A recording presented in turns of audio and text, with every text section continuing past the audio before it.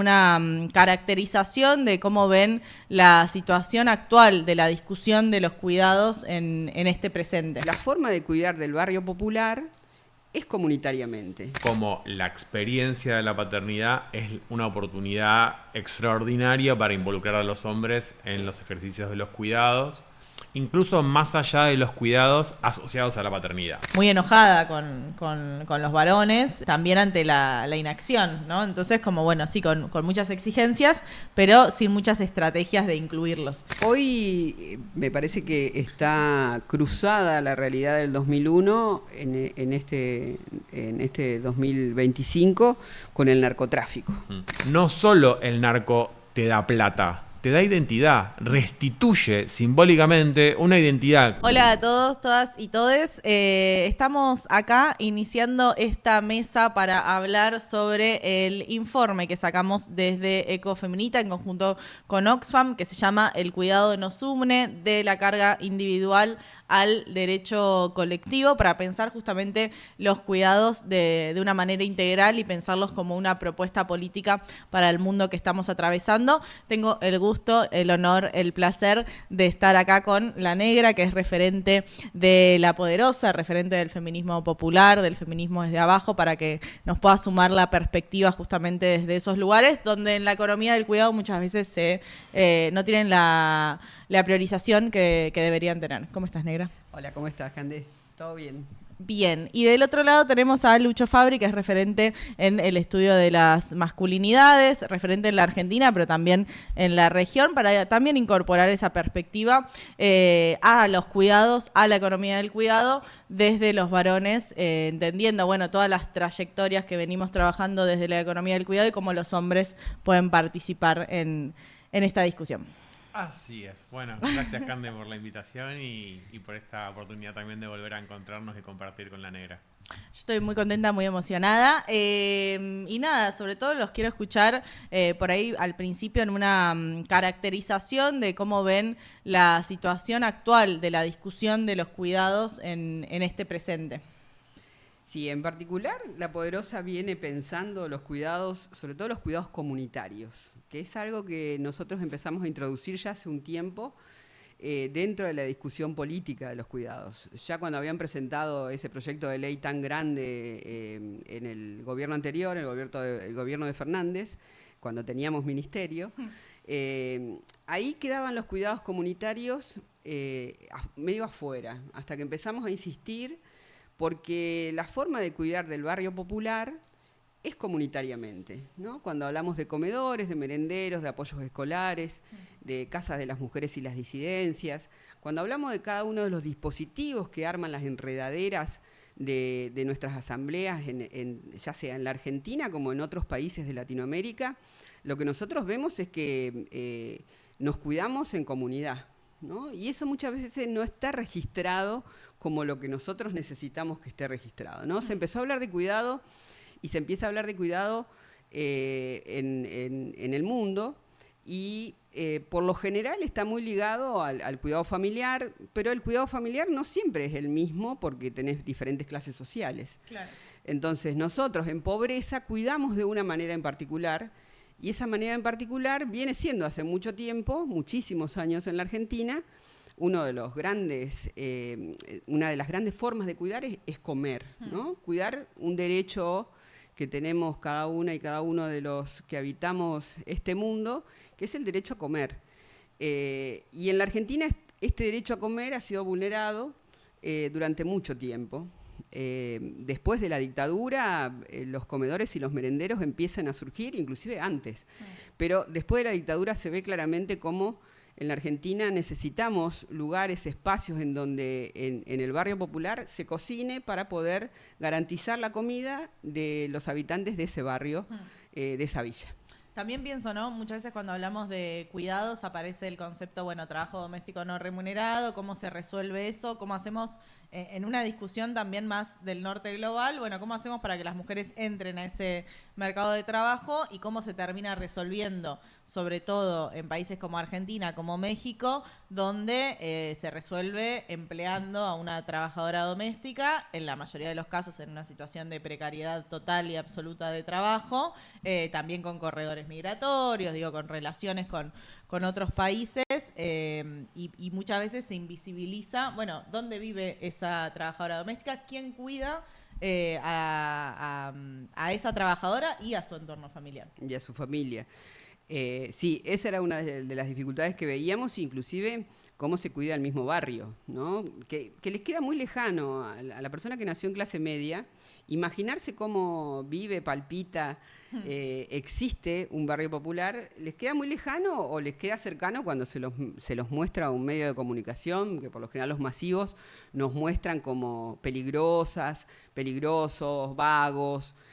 Claro. Y en realidad la carga horaria que tenemos para el trabajo remunerado y no remunerado es altísima, y el no remunerado realmente lleva, ahora estamos justamente haciendo la encuesta del uso del tiempo, la misma Poderosa, o sea, la organización, el movimiento social se puso a hacer nos pusimos a hacer una encuesta del uso del tiempo porque creemos que es fundamental visibilizarlo, visibilizar esos números, entender cómo vive el barrio popular y poder contárselo a otros que no viven ahí, porque me parece que hay muchísimas fantasías al respecto de lo que pasa en una villa. Sí, total. ¿Cómo funciona esa organización social del cuidado ante esa falta de infraestructura, esa falta de tantas necesidades básicas?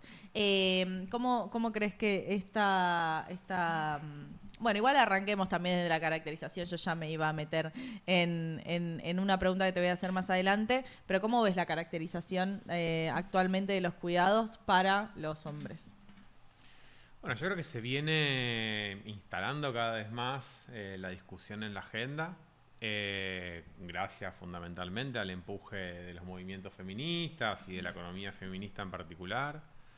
Venimos de la conferencia regional sobre la mujer en México con esta jerarquización del debate en relación a la sociedad de los cuidados, con la reciente definición también de la Corte en relación a los cuidados como un derecho humano.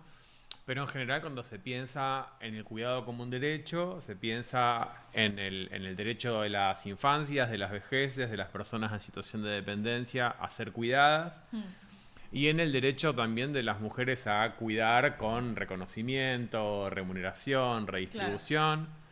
Se piensa en este diamante de los cuidados y de la organización social del cuidado con el rol del Estado, del mercado, de las empresas y de la sociedad, ¿no? Así en general. Y me parece que en esas formas de nombrar se vuelve a invisibilizar a los hombres como sujetos de género, a los hombres como sujetos atravesados por estereotipos y mandatos de género, y en esa invisibilización se les desresponsabiliza, se nos desresponsabiliza de implicarnos en el trabajo de cuidado, ¿no? Digo, tanto en nuestra responsabilidad de cuidar, como en la importancia de recibir cuidados, en tanto, no recibir cuidados de las mujeres que deben maternarnos, ¿no? De recibir cuidados en tanto haya políticas públicas destinadas a la salud de los hombres, a implicarlo a los hombres en el autocuidado, ¿no? La autoatención en salud. Que son dimensiones que quedan como completamente afuera, y cuando se empiezan a introducir en la variable de la política pública, o más que de la política en pública, incluso de las políticas de los organismos internacionales, de las ONGs, es muy desde la interpelación a el hombre, pareja heterosexual de la familia nuclear, que debería sensibilizarse y involucrarse de manera individual en ese reparto más equitativo, ¿no? De una clase media, me imagino, ¿no? Como una clase, también una familia tipo, que es de una clase particular, de un centro urbano. Una mirada que implícitamente o tácitamente es heterosexista, está racializada, tiene una connotación de clase, y que de algún modo también exime al Estado, a las instituciones y a las organizaciones de pensar esa dimensión estructural de la distribución desigual de los cuidados, ¿no? Es como la interpelación es directa al hombre para que se dé cuenta, ¿no? Tome conciencia y se involucre. Y a veces perdemos de vista que no solo tiene que ver con una socialización en los mandatos de género, sino que además tenés que disponer de tiempo para cuidar, ¿no? Claro. Y tenés que disponer de políticas institucionales para cuidar. Digo, vamos al ejemplo más básico. Si tenés 2 días de licencia corridos, digamos, establecidos por ley, que es una de las licencias más pobres de toda la región, la que tiene Argentina en términos de paternidad, decís, bueno, ¿cómo acompañás con legislación, con normativa, con política institucional, con políticas de cambio cultural, la interpelación a los hombres a cuidar, ¿no? Porque hacemos diagnósticos estructurales, o sea, diagnósticos sobre el carácter estructural de la desigualdad de los cuidados, pero después nuestro accionar está mucho más orientado a una impronta liberal, claro, individualista, donde, bueno, dale, chabón, cuidá. Bueno, sí, también, no dejemos de decirlo, porque también es cierto que quien dispone de tiempo no necesariamente lo invierte en cuidados, ni en autocuidados, y eso es una responsabilidad sobre la que seguir insistiendo. Pero no estaría alcanzando con eso, menos en un contexto donde todo tiende a individualizarse cada vez más. Y me parece que uno de los aciertos de las economías feministas en ese sentido es desindividualizar, desprivatizar, desfamiliarizar y defeminizar los cuidados. Y en ese sentido, bueno, impliquemos a los hombres, pero también pensemos cuáles son las políticas públicas, estatales, laborales, organizacionales, para que esa implicación no pase solo, digamos, por una cuestión de arreglo familiar o de pareja, ¿no? Sí, como si fuese una cuestión individual, por eso Y de clase. ir al clase. Sí, a mí me parece fundamental porque siento que la lucha ideológica de esta época tiene que ver con eso, con una hiperindividualización versus lo común, lo colectivo, pensarnos de nuevo como un cuerpo social. Pero me interesa mucho cruzar esto de las masculinidades y la clase, ¿no? Lo vamos a saber mejor con la encuesta del uso del tiempo, que va a salir en diciembre, estamos todas esperándolo así. Pero bueno, antes de eso, por ahí con una primera impresión, ¿cómo se vive esa distribución asimétrica de los cuidados en los barrios? Sí, en principio me parece fundamental entender cuando Lucho habla sobre los 2 días de licencia, estamos hablando de un varón que tiene un trabajo registrado, digamos, y en la Argentina los varones cada vez tienen menos trabajo registrado. Entonces a mí me parece que esto pasa por la educación. Yo creo que es fundamental que uno de los brazos fundamentales de la sociedad tiene que pasar por la educación, el cuidado, ¿no? Porque si empezamos a hablarlo desde muy pequeños, muy pequeñas, podemos empezar a torcer esta idea de que solamente cuidan las mujeres o las que cuidan más son las mujeres o las disidencias sexuales. Me parece que empezar a entender que si cuando una nena o un nene se está criando, que es muy importante, ¿no? La crianza de niñas y niños me parece que es fundamental para entender un país. Y sobre todo nosotros que al respecto de la educación tenemos realmente un déficit enorme, porque la mayoría de los varones y también de las mujeres no terminan ni siquiera la primaria. Ahí estamos tratando de linkear y ver cómo eso ocurre en los barrios populares, porque cuanto menos educación, menos cuidás. El varón, cuanto menos educación tiene, menos cuida, ¿no? En la división sexual del trabajo, a las mujeres nos pusieron en un lugar que es muy complejo de revertir, en la estructura psicológica, digo, en la forma en donde en donde nos crían, cómo nos crían. Entonces me parece que ahí es fundamental esa semilla para empezar a revertir el trabajo de cuidado y para empezar a involucrar a los varones, ¿no? en esta tarea, en este trabajo que realmente para nosotras es importantísimo, porque cuando vos criás niñas y niños, los preparás para el mundo del trabajo. No haces ni más ni menos, o sea, para cualquier trabajo. remunerado, no remunerado, registrado, no registrado. Vos lo que hacés es criar una persona para que esté lista y apta para el mundo del trabajo que le va a servir a un país, digamos. Entonces me parece que hay que poner mucho cuidado en lo que estamos haciendo y cómo estamos criando. Y en esto también, cómo se involucran los varones en el trabajo de cuidado. Por lo general el varón de una clase social baja, en pobreza, digamos, el varón sale a trabajar, tiene que buscar trabajo. Ese es el mandato más grande, más fuerte, porque tiene que ser potencia, tiene que traer dinero a la casa.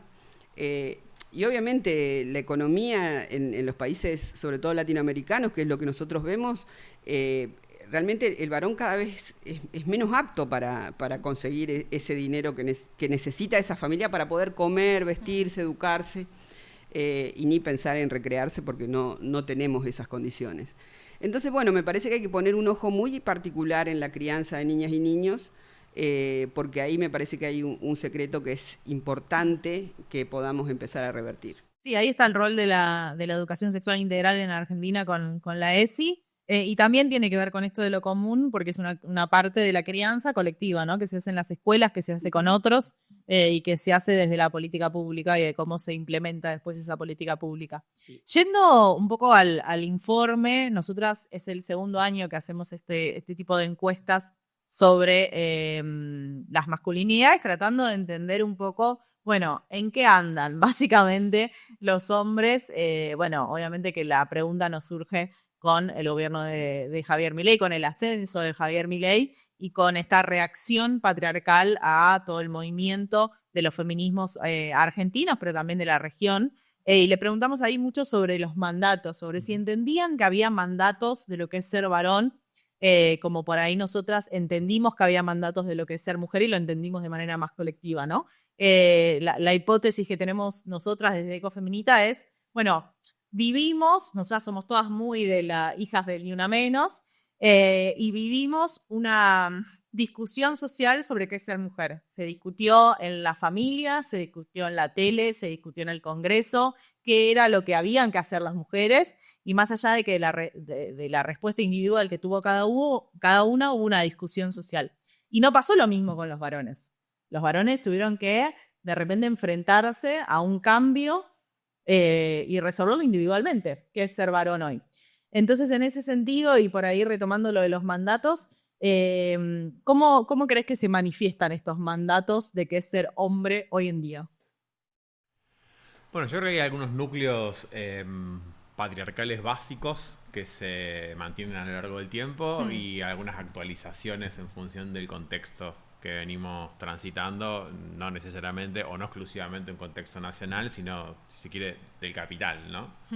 En términos de esos mandatos más clásicos, y sobre todo pensándolo en relación a los cuidados, y mucho tiene que ver con lo que planteaba la negra en relación a la educación, a la socialización.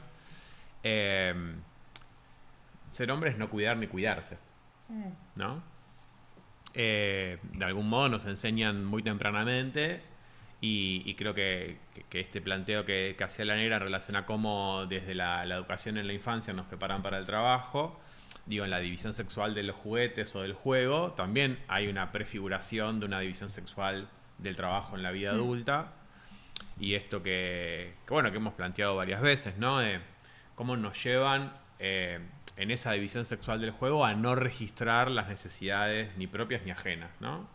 Yo suelo explicarlo con esta idea, ¿no? De que el momento en que a una niña le dan una muñeca y le dicen que hay que cuidarla, bañarla, acunarla, cambiarle el pañal, amamantarla, dormirla, le están llevando a muy tempranamente a registrar, atender y satisfacer las necesidades de los demás, mientras cuando un niño agarra una muñeca se la sacan de la mano y le dicen esto no es para vos.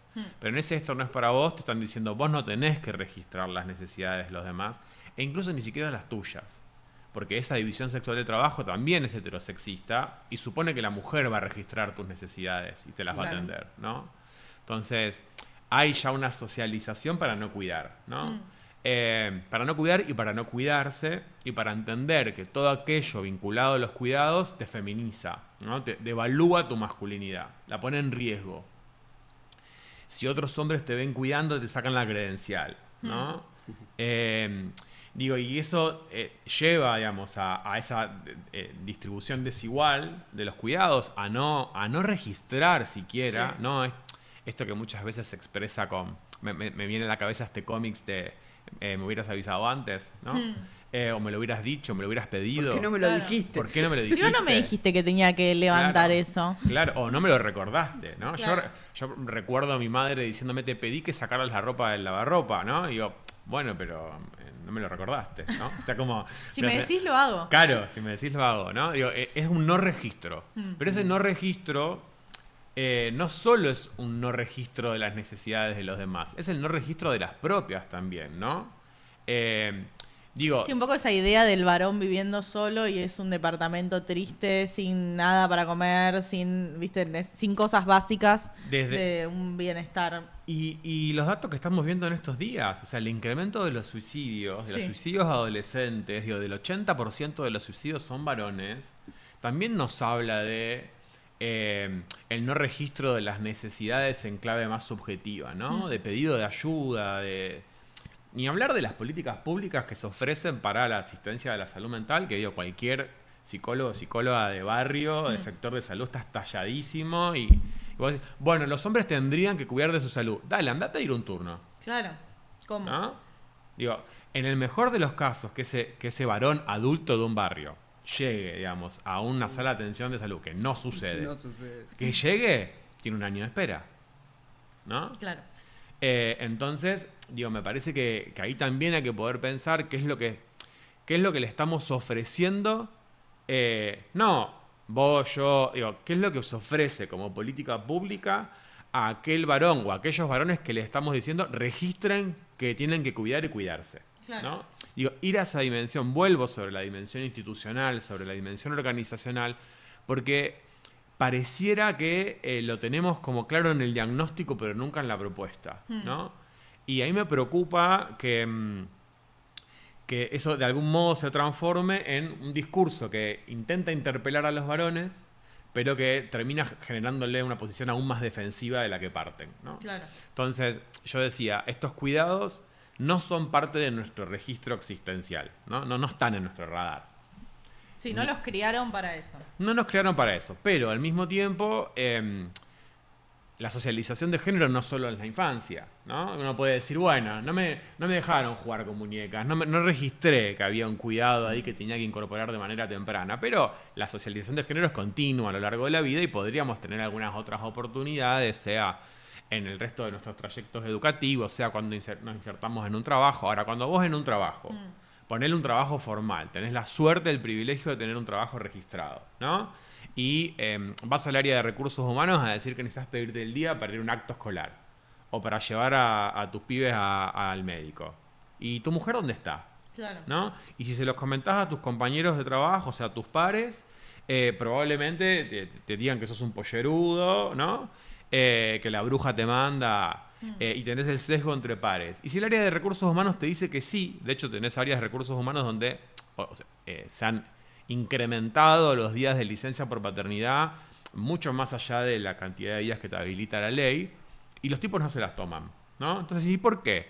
Y porque el área de recursos humanos te estimula que lo hagas, pero tu jefe, cuando fue padre, no se las tomó. Claro. Y vos querés llegar a ser jefe, ¿no? Porque además la masculinidad, tiene como esa estructura jerárquica. Ahora, si el compromiso con la empresa se demuestra no tomándote días ni para cuidar de otras ni para cuidarte a vos mismo, también tenés un sesgo ahí que funciona como disciplinándote para seguir reproduciendo la idea de que los hombres no tienen que cuidar. Entonces la socialización de género en ese sentido se estira por toda tu trayectoria de vida y pareciera que nada la interrumpe. Pero sí se escucha la interpelación feminista en relación a ustedes deberían... pelear por la licencia claro, de paternidad. Claro. No pretendan que lo hagamos nosotras. No, por supuesto. Pero digo, ¿cómo aparece, digamos, ese discurso en relación a una responsabilización de los hombres y no tanto en tanto demanda de transformación estructural, a pesar de que nuestro diagnóstico sea que el problema es de desigualdad estructural? Es un poco como decir que las violencias de género... son un problema estructural en el patriarcado, pero que nuestra propuesta sea solo de atención caso a caso. Claro. ¿No? Digo, como analogía. Y termina siendo una agenda propositiva más en clave liberal que en respuesta a esa transformación estructural. Yo creo que eso se agudiza en un contexto de capitalismo financiero, de plataformas, del mandato de que en realidad los hombres ahora no tenemos que realizarnos a través del trabajo, sino a través de pegarla. Y pegarla es hacer una buena apuesta, ¿no? Sí, hacerse rico. Mover capital, ser youtuber, ¿no?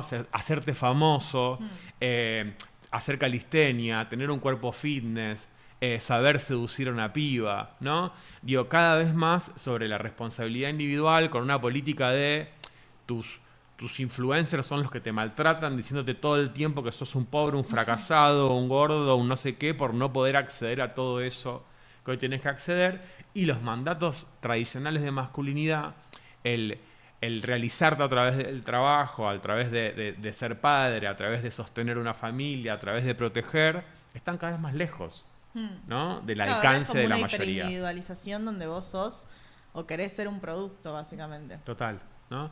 Y bueno, yo creo que todo ese combo, en un contexto de cada vez más fragilidad de los vínculos colectivos y comunitarios, agudizando, digamos, la falta de vínculos que en general los hombres no generamos, digamos, de esa trama más colectiva, hacen a este combo que explica, entre otras cosas, el grado de violencia autoinfligida en el caso de los hombres, ¿no?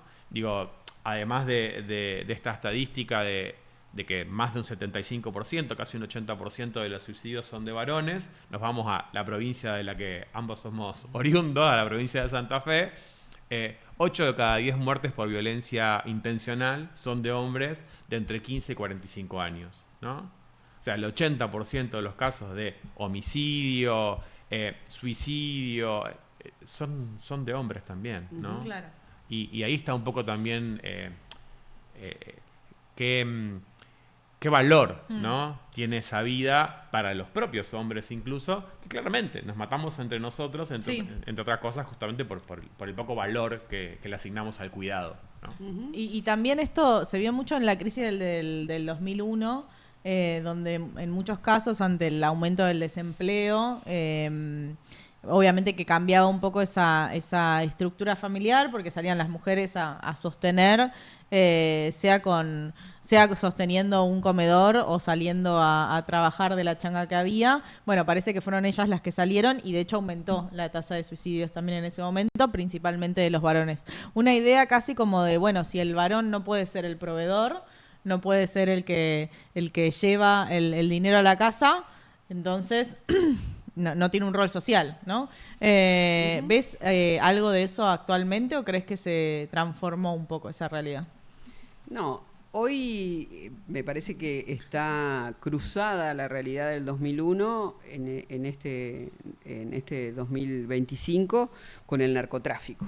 Me parece que el que cruza hoy y nos muestra cómo estos pibes que no aprendieron a cuidarse ni a cuidar a otros, también arriesgan su vida siendo soldaditos, terminan presos o muertos, y eso se ve muchísimo en los barrios populares, como no hay trabajo para nadie, como no hay proyecto, los más jóvenes sobre todo entran en estas economías delictivas, ilegales, en donde arriesgan su vida. Y por eso se ven, qué sé yo, las cárceles llenas las cárceles de varones son siempre mucho más grandes que las de mujeres en cantidad de habitantes, y vemos cada vez más pibes que terminan presos por entrar, digamos, en esta economía que es la que hoy mejor funciona en un barrio popular, digamos. O sea, el pibe no tiene proyecto porque primero no pudo tener educación, no hay ninguna política pública pensada para las juventudes pobres, ¿no? Para las empobrecidas no hay. Entonces los proyectos son estos, ¿no? Terminar vigilando un pasillo, una tira, porque pagan bien, digamos, el narcotráfico paga muy bien, pero también cobra muy bien porque les cobra cárcel o bala. Y esto es realmente muy doloroso. Y después los niveles de violencia también están muy emparentados, lo de los chicos, lo de los pibes, en un barrio popular con las hinchadas de fútbol. también donde, Claro. donde arriesgan su vida pegándole a otro. Veía un partido de fútbol entre Chile y Argentina en donde Sí. le bajaban los pantalones a uno, una hinchada, le bajaba y les pegaba Sí. en la cola, demostrando, primero humillando al contrincante y después mostrando la violencia, ¿no? Aparte de los palazos y las cosas horrorosas que se ven en el fútbol hoy, porque, por ejemplo, no se puede tener hinchada visitante porque se terminan matando entre ellos.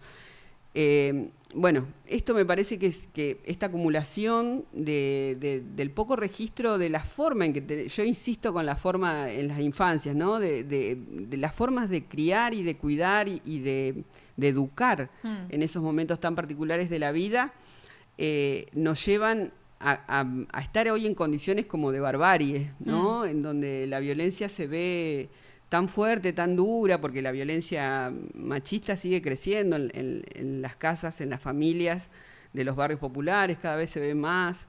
El narcotráfico realmente nos atravesó de una manera tremenda después de la pandemia. Quedamos realmente en muy malas condiciones, nos ganó, decimos nosotros, nos ganó en el barrio popular el narcotráfico porque se metió muy fuerte. Y las consecuencias que se están viendo realmente son muy tremendas al respecto de las masculinidades que quedan atrapadas en un lugar, que es esto, ¿no? De no saber cuidarse y de no cuidar. Y también pienso, ¿no? En Argentina, pero hay políticas similares en la región también con la AUH, con la Asignación Universal por Hijo, donde las principales que la cobran son las madres. Y recuerdo un dirigente social diciendo, bueno, eso transformó las familias, porque de repente eran ellas las que tenían no solo un ingreso propio, sino las que manejaban muchas veces el dinero de las familias. ¿Crees que eso es verdad? ¿Potenció a las mujeres en los barrios populares? Yo creo que las jefas de hogar en los barrios populares existieron, existen y si no modificamos una matriz, porque es a donde tenemos que ir a modificar esa matriz de varones, mujeres y empezar a entender también que no solamente es binario, sino que existen disidencias sexuales. Vamos y a hogares seguir, monomarentales también, y ¿no? hogares en donde solamente, exactamente, las mujeres, las jefas, ¿no? Las jefas de hogar. Yo vengo de Santa Fe y en la ciudad de Santa Fe sufrimos una gran inundación en el 2003. Y ahí vimos cómo eran las mujeres las que criaban y cuidaban y cómo eran las que habían salido a ganarse la vida. Mientras los varones hacían muchos nidos, eso también veíamos, ¿no?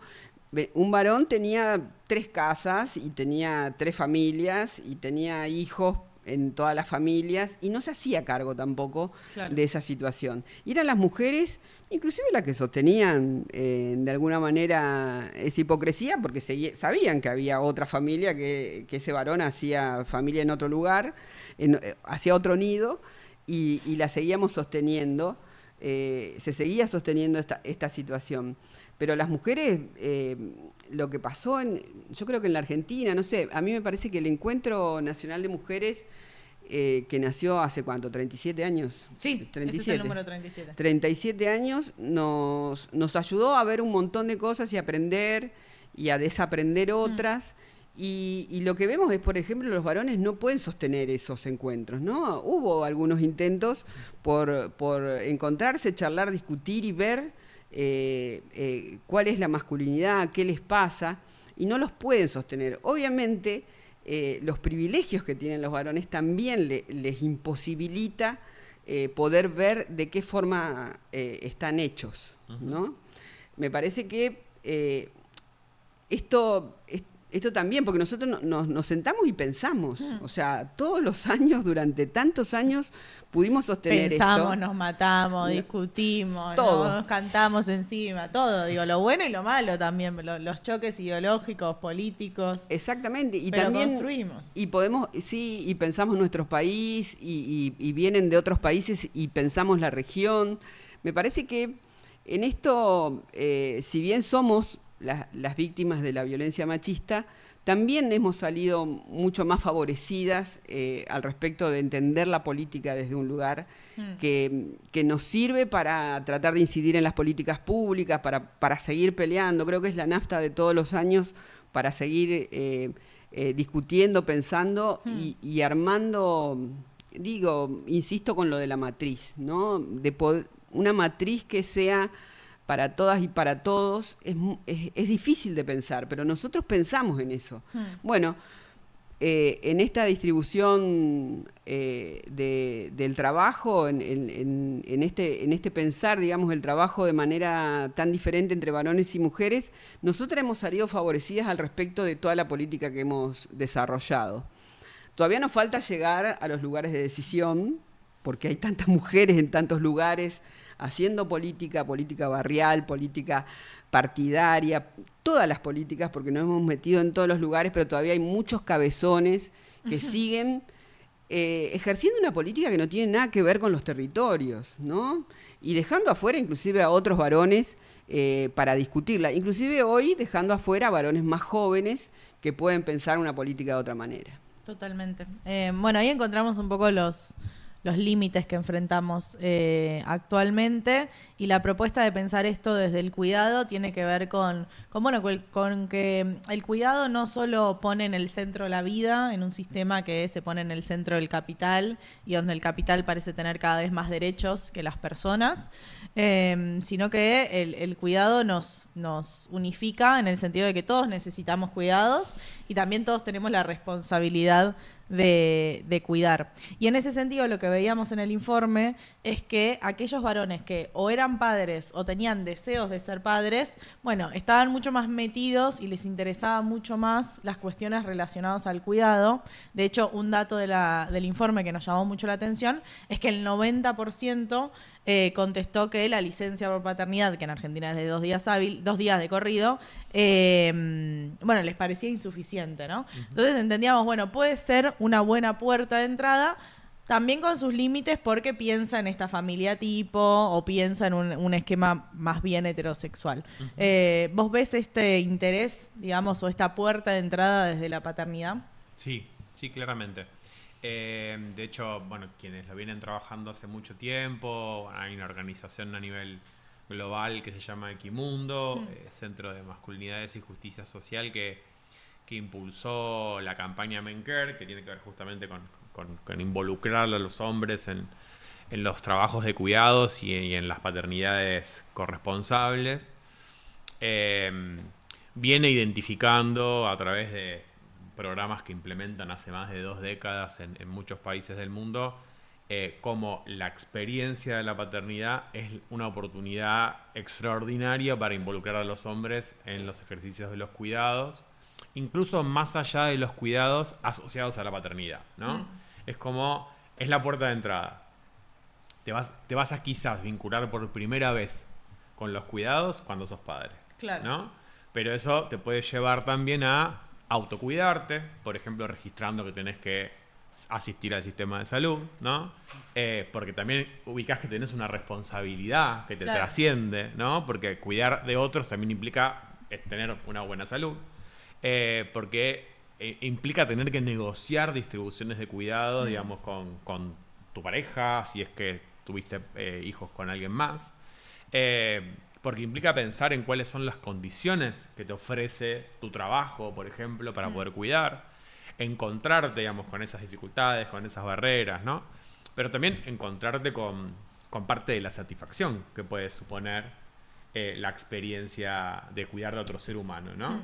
Entonces, hay un registro bastante instalado en cómo dentro del ciclo de vida de los hombres la experiencia de la paternidad puede ser una experiencia transformadora en ese sentido, pero que no pasa solo por el hecho de tener un hijo, una hija, sino también con cuáles son las condiciones en las que eso sucede, ¿no? Claro. Por eso digo, no es solo un ciclo vital, ¿no? Sino que es una experiencia que hay que poder acompañar con las condiciones que permiten transitarla con sus dificultades, con sus obstáculos y demás, pero también encontrándote, digamos, con los cuidados como un universo de posibilidad.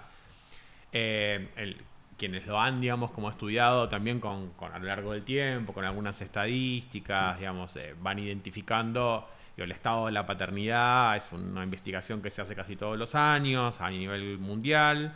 Se va identificando cómo esa vinculación de los hombres con los cuidados a través de la experiencia de paternar influye también en el mejoramiento de la salud del propio hombre, menor consumo problemático de drogas y de alcohol, menor ejercicio de violencia, cómo a la vez influye sobre las infancias, su autoestima, su rendimiento escolar, su autoconfianza, tener, digamos, a ese padre adulto presente, digamos, desde los cuidados y no solo desde la protección.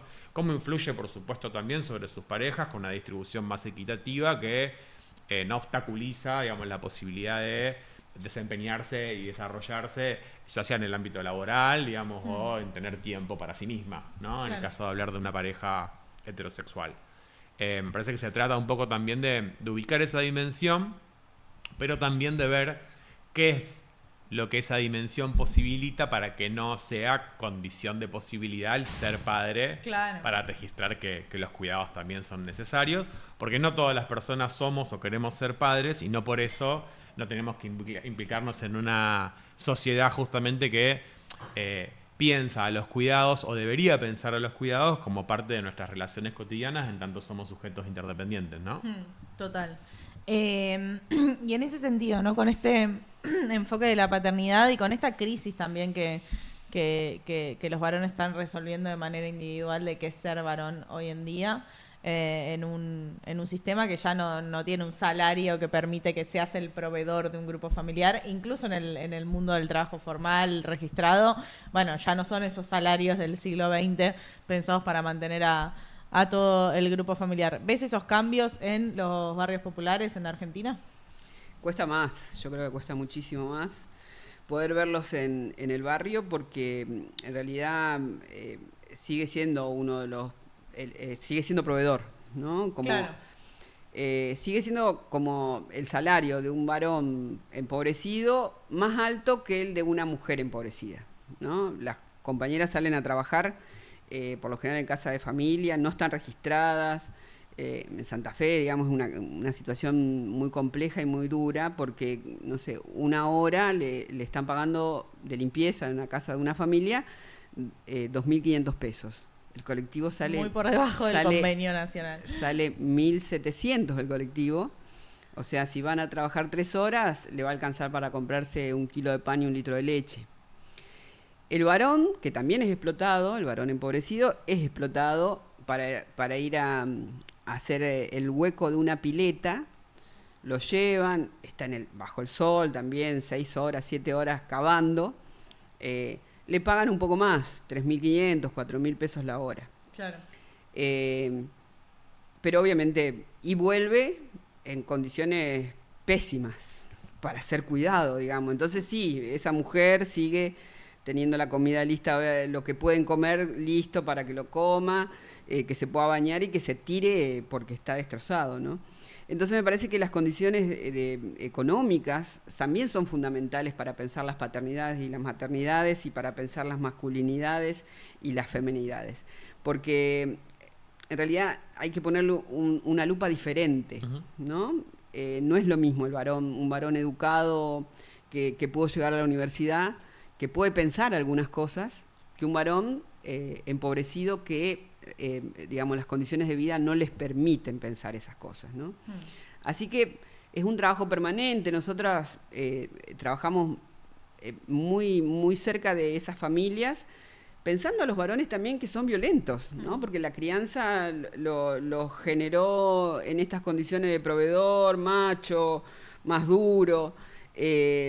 Y eso es lo que muchas veces refleja en el cuidado de niñas y niños. O sea, no es alguien que te va a hablar, sino que te va a golpear, digamos, te va a sacar o te va a gritar. Entonces, tratamos de poner en problema esto dentro de las familias en nuestras asambleas, ¿no? Las asambleas son fundamentales en los barrios populares porque ahí discutimos mucha política y discutimos mucho lo que nos pasa en lo cotidiano.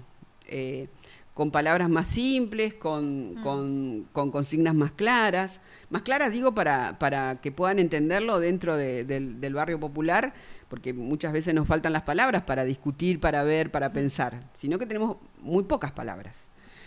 Y eso también genera violencia. Y uno de los que implanta esa violencia es el varón. Entonces hay que ponerlo también como un varón vulnerable, a ver qué le pasa. no hay que ser tan dura y tan crítica y estar con el látigo como otro feminismo en donde ponen el látigo. Nosotros tenemos que pensar particularmente distinto en nuestra clase social, viendo cuáles son las dificultades que tenemos. Así que hay cosas que vamos transformando, a veces desde la dureza. O sea, si vos le pegás a tu mujer a la asamblea, no vas a poder venir. Claro. Si vos le pegás a tu hijo, y eso, inclusive, la relación que hay... Sí, como una sanción más social. Como una sanción, sí, exacto. Hasta que lo pensalo, lo volvemos a hablar. Nos tomamos todo ese tiempo para tratar de discutir estas cuestiones en el barrio. A veces sale mucho mejor, pueden reflexionar, pueden pensar. Algunos se retraen solamente por la sanción, claro. no lo pueden entender. Pero es bastante difícil hacerlo únicamente del lado de la comunidad, digo, porque el Estado debería estar pensando esto, ¿no? El Estado es el que debería empezar a dar más herramientas en función de estas situaciones para modificar la violencia, para modificar las formas de vivir que tenemos, que a veces se parecen muchísimo no sé, a situaciones de abandono, porque eso es lo que sentimos en el barrio popular. Entonces, bueno, y el Estado está muy lejos, cada vez más lejos. Este gobierno de Milei lo que nos viene a traer es mayor crueldad.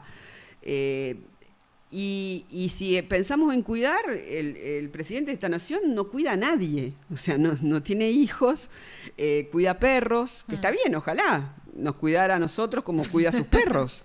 Igual los tienen unos caniles, no sé si queremos eso. Sí, no, la verdad que no, pero bueno, pero tiene un alto simbolismo al respecto de sus perros, ¿no? No, y una crueldad muy sobre expresa. Todo simbolismo, porque algunos son hasta imaginarios. Son imaginarios, sí, mucha locura.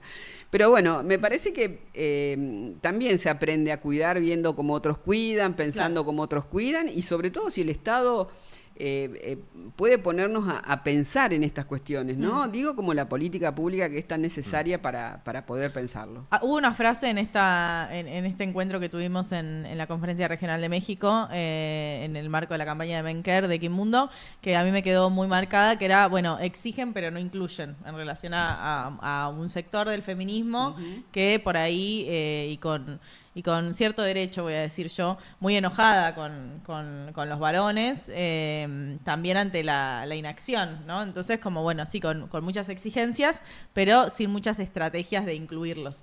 Y en ese sentido yo pienso, por lo menos en mi línea temporal de los feminismos en Argentina, obviamente los encuentros son fundamentales, pero también fueron fundamentales toda la organización de las trans y de las travestis y de todas las políticas de diversidad que llegaron en muchos casos antes que las políticas, bueno, de aborto ni hablar, pero de un montón de legislación más feminista, ¿no? Más de mujeres, si se quiere. Y gran parte de ese desarrollo de las travestis es un desarrollo muy desde lo popular, desde la exigencia del cupo laboral trans, de la ley de identidad de género, bueno, después del matrimonio igualitario. Entonces, como siento que hay algo muy potente en Argentina que tiene que ver con el desarrollo desde abajo, ¿no? Y ahí pienso como, bueno, ¿qué posibilidad hay? Porque los feminismos por ahí ya lo tenemos un poco más charlado, ¿no? En esto de los feminismos populares, tienen una presencia, tienen una voz que a veces se escucha más, a veces se escucha menos. Bueno, ¿cómo hacemos eso con los varones, ¿no? Como siento que puede ser un enfoque para pensar un movimiento que los pueda incluir también desde abajo y no necesariamente a los varones blancos, cis, que obviamente van a ser parte, pero como que la potencia podría venir desde otro lugar. Sí, nosotros lo estamos intentando, pero falta la otra parte, la política pública de parte del Estado. Me parece que intentamos incluir para poder pensar. Cuando tenemos situaciones de violencia, inclusive violencia política, ¿no? Porque a veces los varones, en el empoderamiento que han tenido a lo largo de los años, también se creen superiores al momento de querer imponer una idea, tenemos que hacer esto. Bueno, para poder escucharnos entre todas y todos, también hacemos, ¿no? En función de eso la asamblea es fundamental, digamos. Asamblea como una cuestión democrática básica, que en un barrio popular se ejercita todas las semanas. O sea, una asamblea sucede toda la semana en donde todas y todos podemos discutir. Ahora, por ejemplo, La Poderosa tiene 90% de mujeres, 10% de varones. Es un numerazo. Y cuando empezamos a hablar y cuando, insisto con la encuesta del uso del tiempo, que ojalá que cuando lo escuchen entiendan lo que es la encuesta del uso del tiempo. O sea, personas que se sientan a entrevistar a otras con un diario de actividades. O sea, vos me vas a contar, yo me siento y vos me vas a contar desde que te acostaste, a qué hora te levantaste, y después cada media hora me vas a decir lo que hiciste. Esto lo estamos haciendo en los barrios populares. El INDEC lo hace mucho tiempo, pero nunca nos preguntó a nosotras. Entonces lo hacemos nosotras. Son 1.400 encuestas en 15 provincias, 68 barrios populares, ¿no? En donde estamos preguntando esto. Y ahí tampoco están incluidos los varones en el trabajo comunitario. Nosotros estamos buscando cuidado comunitario en los barrios populares. Y el varón sale. El varón no está, algunos sí, algunos se han modificado un montón de cosas y están, pero faltan muchísimos varones, claro, ¿no? Que o están buscando trabajo, o están trabajando en changas, porque ese es el trabajo, es trabajo no registrado, o están en la esquina, o están vendiendo droga, porque realmente en donde son muy fuertes es justamente en el micromenudeo, digamos, en el microtráfico de drogas. Ahí sí están presentes, pero no están en la construcción del cuidado del barrio. Claro. O sea, el cuidado comunitario no es más ni menos que eso. O sea, en los comedores nosotros tenemos un 98% de mujeres trabajando en los comedores comunitarios. Los varones no están ahí, pero están mucho hoy en la fila para buscar la comida. Antes claro, no iban. No. Antes iban las mujeres, las mujeres a buscar la comida. Ahora vos vas y las filas en los comedores comunitarios hay muchísimos varones buscando, retirando la comida. Como también hay muchas personas con discapacidad también buscando la comida. Por eso nosotros tratamos de transformar, porque la idea es hacerlo de nuevo, hacerlo mejor, hacerlo distinto. Necesitamos que los barrios populares también modifiquen esa matriz violenta que muchas veces tienen los varones en los barrios populares. Entonces, bueno, y nos tomamos todo este tiempo para pensarlo. Pensamos herramientas que son fundamentales, como el Observatorio Villero que tenemos, que está a cargo de uno de los compañeros, que entiende perfectamente, eso también, ahí hay una transformación, ¿no? Un villero que llegó a economista y que entiende cuando habla de la encuesta del uso del tiempo que una mujer puede hacer simultáneamente 3 cosas, ¿no? Y a los varones les cuesta hacer simultáneamente, no puede hacer 3 cosas simultáneamente. Y eso también, y no es ¿por qué lo hacen? No es porque seamos, no sé, biológicamente no tiene que ver con la biología, sino que tiene que ver con cómo te criaron, cómo sociabilizaste, bueno. No, y con la idea de que lo tenés que hacer sí o sí. ¿Por qué? Porque si no lo hace vos, no lo hace nadie. Entonces tenés al pibe en brazo, estás cocinando, estás resolviendo lo que vas a hacer mañana, haciendo la lista de compras y todo lo que entre en ese momento. Sí, pero ¿por qué digo? ¿Y por qué los varones no hacen eso? ¿Por qué no? Porque lo hacen las mujeres. Es un mecanismo de incapacitación también, ¿no? Yo el otro día releía algunas cosas que conversé con compañeras feministas de organizaciones populares en la tesis de doctorado, y Nora Ciaponi, que es una referente ya de unos 80 años, digamos, que tuvo muchísimos años de militancia, hablaba de las mujeres orquesta, ¿no? Y decía, bueno, cómo tienen que tocar todos los instrumentos a la vez, pero al mismo tiempo no como un elogio, no romantizarlo, sino que decía, al mismo tiempo eso nos vuelve en unas desparramadas. ¿Por qué? Porque nosotros hacemos un poquito de todo dentro de la organización, mientras nuestros compañeros se especializan en algo, ¿no? Claro. Entonces a ellos los van a reconocer, como el que hace el análisis de coyuntura, el que puede analizar los movimientos económicos, el que... Nosotros estamos donde nos necesitan, ¿no? Entonces no tenemos tiempo de ponernos a leer la prensa de las otras organizaciones, claro, en la última publicación de no sé quién, para después prepararnos para ir al plenario. Y otra compañera me decía, claro, a mí me interesa escribir documentos, pero yo necesito que me desafecten de otras tareas. La división sexual del trabajo político, del trabajo militante, también es un mecanismo de incapacitación para que las mujeres no crezcan dentro de las organizaciones y ellas hagan la construcción de base y nosotros representemos públicamente la construcción de base, ¿no? Y ahí también hay una división del trabajo político.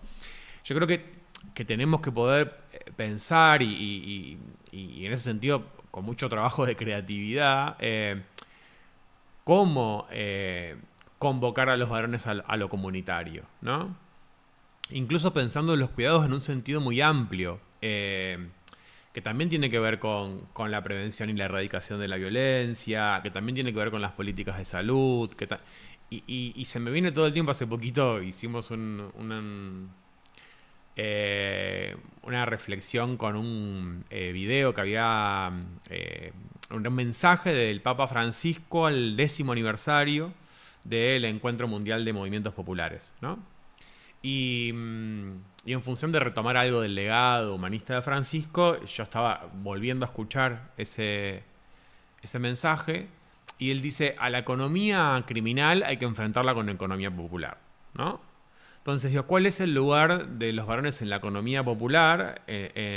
Como uno de los pocos mecanismos posibles quizás para revincular a los hombres pobres con el trabajo, que no va a ser el trabajo registrado, ¿no? Digo, por más que cierto sector, digamos, del nacionalismo conservador tenga la fantasía de que vamos a volver al pleno empleo, digo, estamos bastante lejos de esa posibilidad. Ahora, pensar en la economía popular como un mecanismo de reinserción también de los hombres en el mundo del trabajo y como un freno al avance del narco en el territorio, me parece que también es una vía para poder construirlo, porque no solo el narco te da plata, te da identidad, restituye simbólicamente una identidad que el tipo perdió cuando dejó de ser el que llevaba el sostén económico de la casa. Claro. ¿No? Entonces ahí hay una crisis de subjetividad. Digo, ese hombre que hoy sí va a hacer la fila en el comedor, no deja de sentirse humillado o de sentir vergüenza por hacerlo, ¿no? Y quizás después compense simbólicamente esa humillación incrementando el ejercicio de la violencia sobre sus hijos e hijas, sobre su pareja o con otros hombres, ¿no? Digo, entonces ahí hay algo que anudar en relación a esa precarización material con esa precarización subjetiva, con esa precarización de la vida, para poder construir políticas populares que también de algún modo convoquen o reconvoquen a esos hombres, ¿no? En lo que decía antes la negra en relación a la violencia en los barrios, a la violencia machista ejercida por los hombres, digo, por supuesto que hay mecanismos de sanción que son necesarios para instalar cierto límite, pero que no son suficientes, ¿no? En tanto, ese hombre probablemente tampoco tenga los recursos ni las palabras para autoiluminarse en el ejercicio de la violencia. O sea, ¿en qué lo llevó a ejercer esa violencia machista, ¿no? Digo, también necesitamos recursos de políticas públicas y comunitarias que de algún modo acompañan a esos hombres a hacer un ejercicio de responsabilización del daño que generaron con su violencia para repararlo, fundamentalmente no reincidiendo.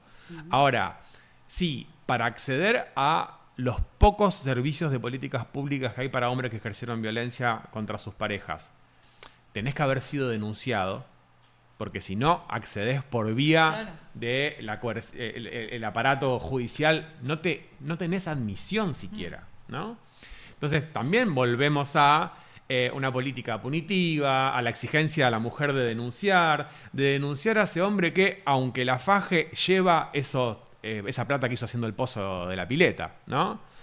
Y eso es siempre un obstáculo, digamos, para que la mujer denuncie, ¿no? Para que se cumplan las medidas de restricción. Cuando el tipo vive en la misma cuadra, digamos, porque la madre de la piba o la suegra de la piba, que es la que lo va a recibir cuando lo echaron de la casa, vive en la misma cuadra, ¿no? Sí, no. O tiene el tallercito de la bicicletería en adelante de la casa en la que viven, ¿no? Entonces, si cumple la orden de restricción, tampoco trabajo, no es que no solo no vivo bajo el mismo techo, sino que tampoco voy a poder trabajar, ¿no?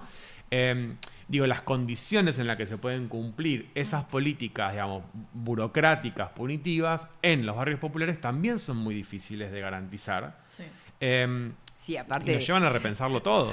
Solo el hecho de pensar, ¿no? Una mujer lo denuncia, ocurren todas las medidas y como que funciona en la cabeza del varón que no podés acercarte a tu mujer. O sea, ¿qué le importa al varón? O sea, parecería que, no sé, hay gente que entienda la justicia de una manera diferente. Los varones de los barrios populares, que un juez te diga no podés acercarte, ¿qué me importa? ¿Qué me importa? Sí, es la fantasía punitiva. Y aparte, ¿no? porque vivimos todos en el mismo barrio, digamos, no existe la posibilidad ni que la mujer se vaya a la casa de una amiga, de un familiar que esté fuera del barrio, ni que el varón se vaya, porque todos vivimos, convivimos en una misma comunidad, digamos. Es muy difícil entender que vas a sancionar de esa manera porque no va a funcionar, no va a funcionar. Y la justicia sigue insistiendo en esto.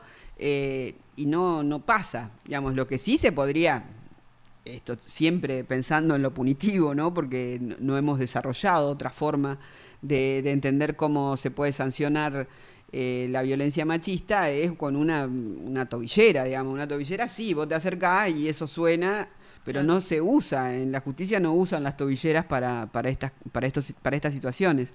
Entonces, bueno, realmente es muy difícil mantener y sostener y poder pensar ese hecho violento, que nos podamos sentar a pensar, ¿no? En qué hacemos, cómo lo hacemos, porque me parece, qué sé yo, que vos podés hablarle al varón, decirle, mirá lo que hiciste, mirá cómo estás, mirá lo que pasa, y no sos solamente vos, es un contexto, vos estás así por esto, para que pueda entender, porque no hay mucha gente que lo haga, sino que directamente se cancela a ese varón, claro. Y ahí no aprendimos nada. Pero a eso iba yo, cuando planteaba él que la interpelación no puede ser hacia el varón como individuo, ¿no?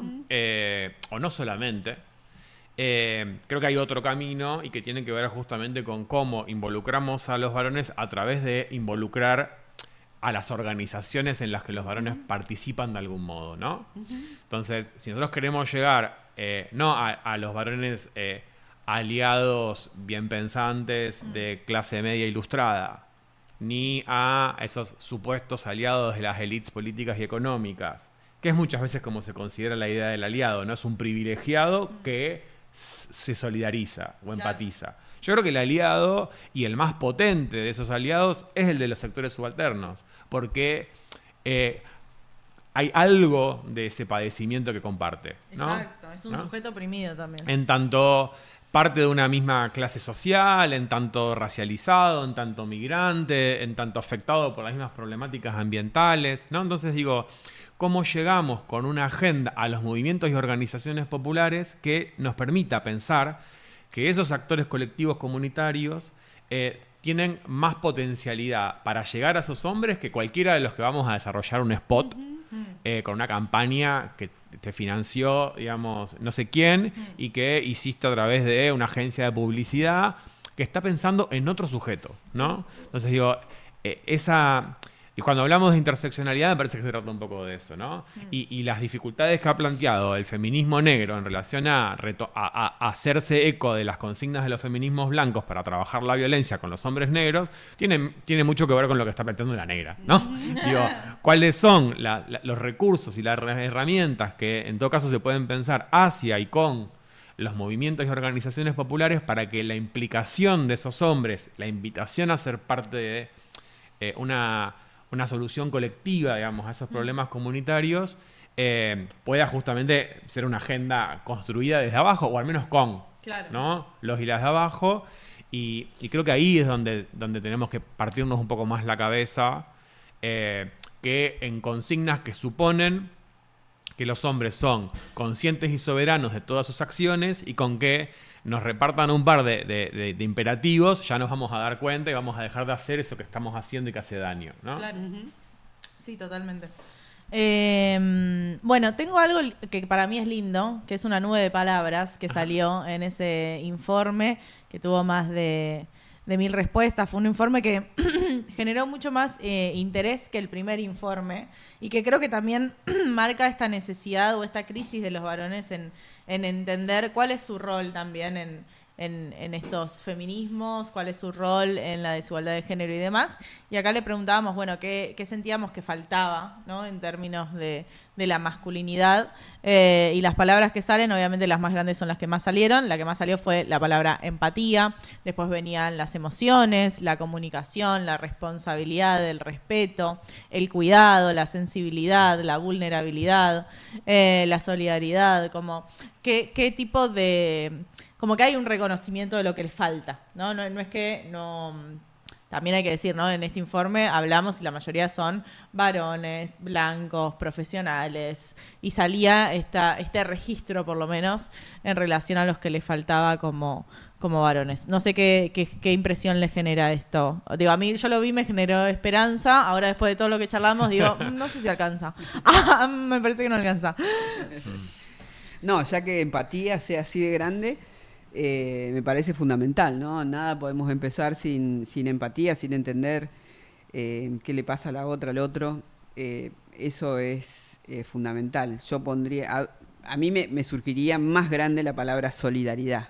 Claro. Porque creo que es con esa donde empezamos a construir con cualquiera, ¿no? Con solidaridad, que es esa expresión fuerte, cuando viste el dicho el amor vence al odio, ¿viste? Mucha gente lo dice, me parece romantizar el amor vence al odio, me parece medio una boludez. Sí. Pero solidaridad es una palabra que es mucho más consistente y que encierra ese amor.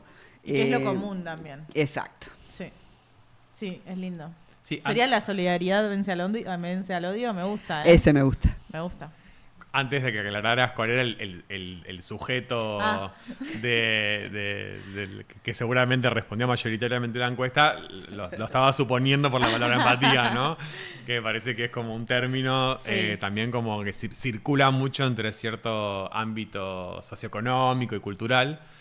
A mí me pasa con la empatía un poco lo que me pasa con la resiliencia, ¿no? Que son como esos conceptos que se ponen como muy de moda por momentos y siento que repetimos como mantra y a veces en la repetición lo vaciamos un poco de contenido. No quiero ser aguafiestas, pero me pasa un poquito eso con el término, digamos, más allá que valoro su significado.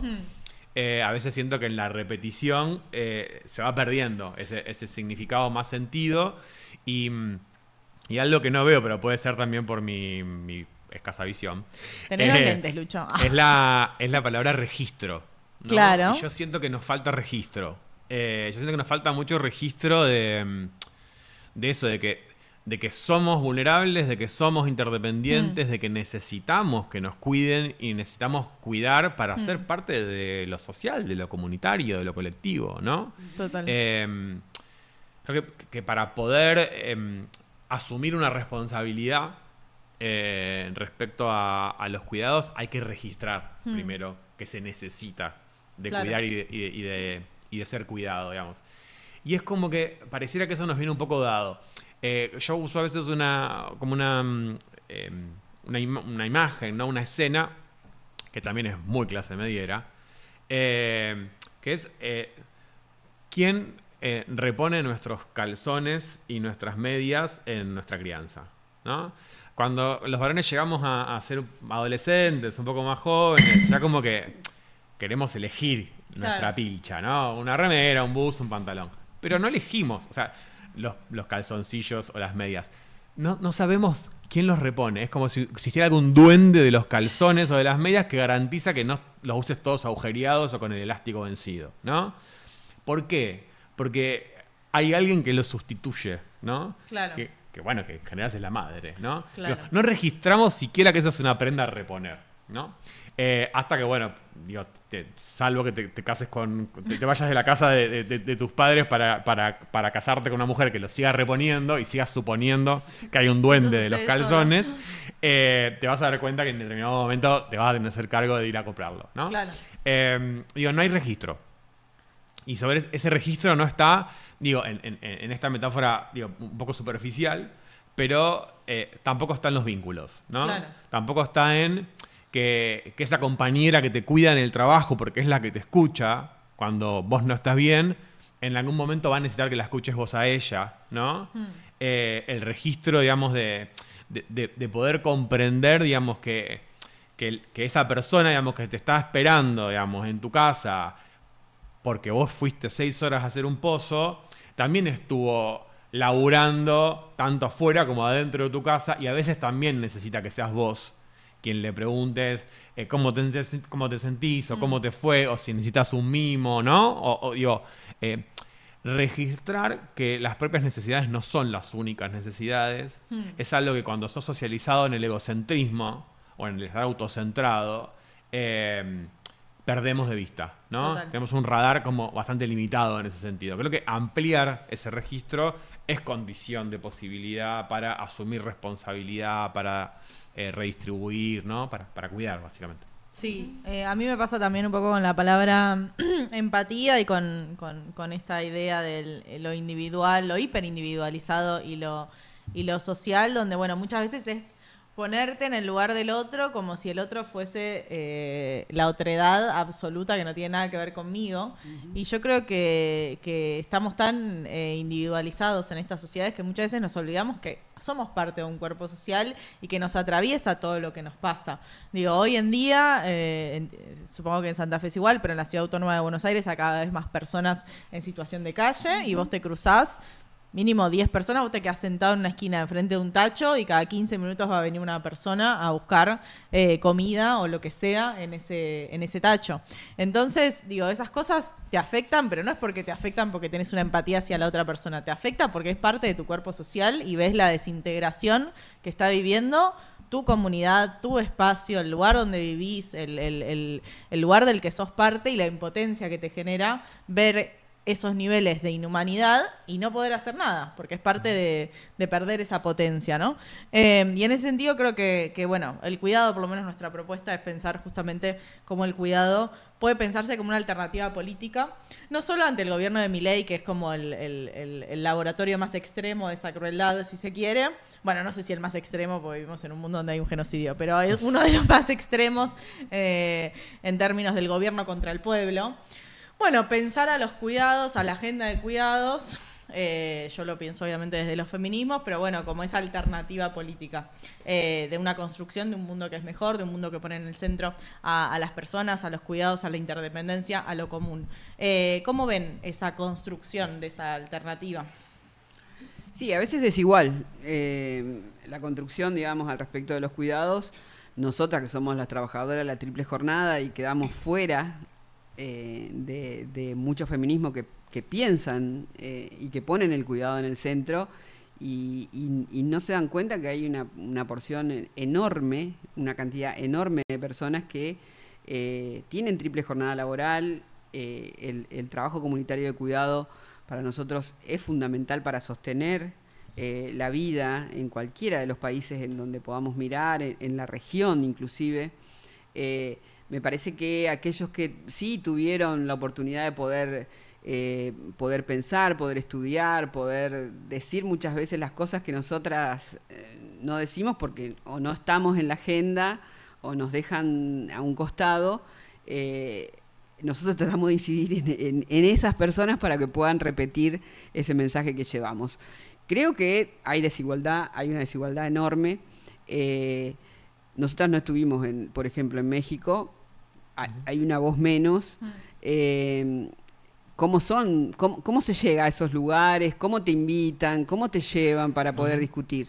La Poderosa está en muchas discusiones que tienen que ver con, sobre todo, buscar fondos, porque hoy buscamos plata para poder sostener cada uno de nuestros proyectos, porque justamente el gobierno nacional se desentendió absolutamente de todo lo que venimos trabajando, como desde nuestro sector, como de todos los sectores, porque no atiende absolutamente nada, solamente atiende ese equilibrio fiscal que está haciendo caja para pagarle al Fondo Monetario Internacional.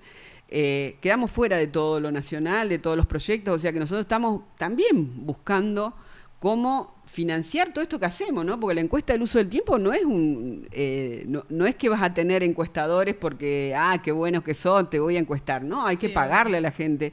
Nosotros hablamos de trabajo como algo fundamental en la vida cotidiana de las personas, y el trabajo hay que pagarlo. Entonces, también buscamos financiamiento para esto. ¿Por qué? Porque necesitamos visibilizar la triple jornada, porque necesitamos visibilizar todo el trabajo de cuidado comunitario que hay en la Argentina. Así que, bueno, lo que yo veo es mucha desigualdad. Uh-huh. Sí, yo creo que es un poco esta mirada integral de los cuidados sobre la cual hay que insistir, que es el cuidado de la vida, el cuidado del ambiente, el cuidado, digamos, recíproco, ¿no? Entre las personas humanas,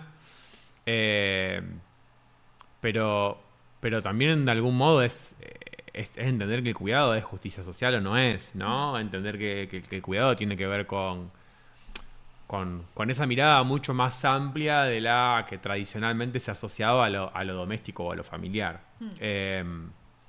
Y que claramente una sociedad de cuidados es incompatible con esta forma de capitalismo, ¿no? Entonces, de capitalismo, de colonialismo,